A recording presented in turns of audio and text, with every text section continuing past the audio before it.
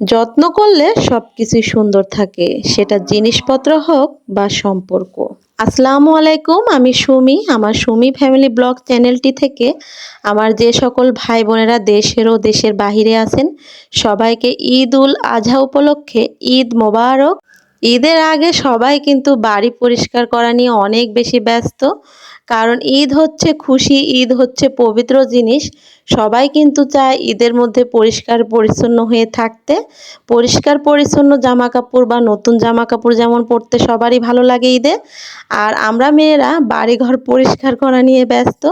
কারণ আমাদের কাছে পুরো বাড়িটা যখন পরিষ্কার থাকে, আমাদের ঈদটা অনেক বেশি ভালো লাগে। ঈদের আগে তো প্রতিদিনই বাড়িঘর পরিষ্কার করতেছি, কিন্তু আজকে বাড়ির বাহিরে পরিষ্কার করতেছি। আমার এই তো বাগানটা, সেটাই আপনাদের সাথে শেয়ার করতেছি। বাড়ির বাহিরের যে তো বাগানটা, এই বাগানের চারি সাইডে কিন্তু গাছ দিয়ে বেড়া দেওয়া। সেই বেড়াটা একদমই হেলে পড়ে গেছে, সেই জন্য আপনাদের ভাইয়ার সঙ্গে আমি এই তো বেড়াটা ঠিক করে আবারও করতেছি। আর যে গাছগুলা ছেটে দিছি, ওই ডালগুলো আবারও চারিদিক দিয়ে লাগিয়ে দিচ্ছি। বাড়ির ভেতরটা যেমন পরিষ্কার রাখি ভালো লাগে, তেমনই বাড়ির বাহিরটা পরিষ্কার রাখলেও সবারই ভালো লাগে। আর রাস্তা দিয়ে কিন্তু অনেক লোকজন হেঁটে যায়, আমার বাড়ির বাহিরটা দেখলেই সবাই অনেক সুনাম করে, বলে এই তো এদের বাড়ির বাহিরে কত সুন্দর ফুল, কত সুন্দর লাগতেছে। সেটা শুনলে আমার কাছে অনেক বেশি ভালো লাগে। আপনাদের ভাইয়ার সঙ্গে অনেক কষ্ট করলাম, দুইজনে মিলে কিন্তু অনেক কষ্ট হয়েছে বাগানটা পরিষ্কার করতে। এই তো আমাদের বাগানটা রেডি, একদমই পরিষ্কার হয়ে গেছে। আজকে আমার মাই রান্না করছে কষ্ট করে, আমি যেহেতু একটু ব্যস্ত ছিলাম সেই জন্য বেশি কিছু রান্না করে নাই। শুধু ডাল আর হচ্ছে আলু পটল ভাজি আর রুটি বানানো হয়েছে, তার সাথে আম দুধ আছে, এগুলা দিয়ে দুপুরের খাওয়া দাওয়া হয়ে গেল। আম দুধ রুটি এগুলা কিন্তু আমরা সবাই অনেক বেশি পছন্দ করি, সেগুলাই খাওয়া দাওয়া করে একটু রেস্ট করছি। রেস্ট নিয়ে এখন বিকেলবেলা যাচ্ছি ঘুরতে, কারণ এরকম প্রচণ্ড গরমে বাইকে চড়ে ঘুরতে অনেক বেশি ভালো লাগে।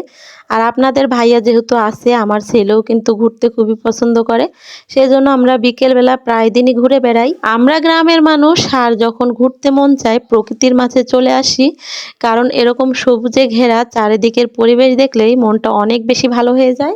এই জায়গাটা আমাদের বাড়ি থেকে 5 মিনিটের রাস্তা, এই তো চলে আসলাম।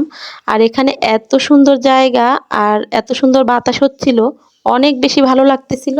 আমার হাসানটা তো আরো অনেক বেশি খুশি, আর ওর আব্বু আসার থেকেই কিন্তু আমার ছেলেটা অনেকটা আনন্দেতে আছে।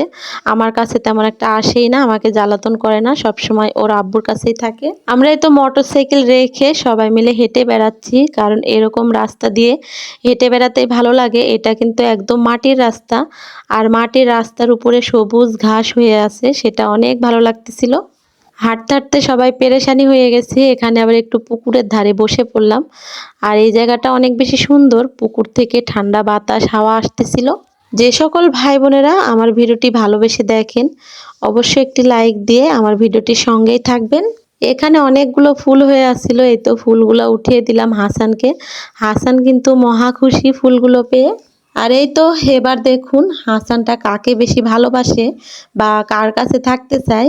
এই তো দেখুন হাসান কিন্তু ওর আব্বুর কাছেই থাকতে চায়, ওর আব্বুর কোলে ঝাঁপিয়ে পড়লো। যে কোনো সন্তানরাই বাবা মা দুজনকেই কিন্তু ভালোবাসে। আর যেহেতু বাবারা কিন্তু কাজের খাতিরে বাহিরে থাকে, বাড়িতে তেমন একটা সময় দিতে পারে না বাচ্চাদেরকে, আর হাসানের আব্বু যেহেতু দেশের বাহিরে থাকে, হাসানটা হঠাৎ করেই ওর আব্বুকে পেয়ে সব সময় মনে করে ওর আব্বু আবারও হঠাৎ করে চলে যাবে, সেই জন্য আসলে কাজ ছাড়া করতে চায় না। যাই হোক, অনেক ঘোরাঘুরি করলাম, অনেক কথাই বললাম, আর আজকের ভিডিওটি কিন্তু এখান থেকে শেষ করব। সবাই সুস্থ থাকবেন, ভালো থাকবেন, আল্লাহ হাফেজ।